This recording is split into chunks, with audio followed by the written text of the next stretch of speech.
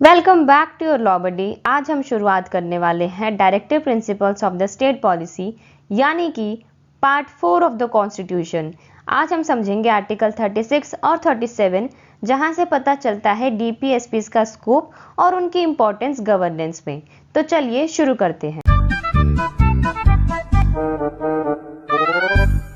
Article 36 कहता है कि इस पार्ट में जब तक कॉन्टेक्स्ट और कुछ ना कहे स्टेट का वही मतलब होगा जो पार्ट 3 में दिया गया था, यानी कि जो मीनिंग स्टेट का फंडामेंटल राइट्स के कॉन्टेक्स्ट में दिया गया था यानी कि आर्टिकल 12 में, वही मीनिंग डीपीएस में भी अप्लाई होगा, यानी कि government of India, state government, parliament, state legislature, local authorities और बाकी सब इंक्लूडेड होंगे।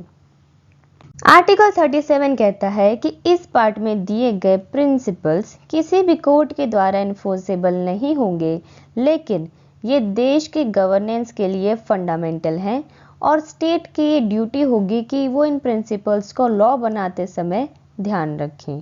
की point two remember in article 37 is DPSPs enforce नहीं किए जा सकते कोर्ट्स के थ्रू।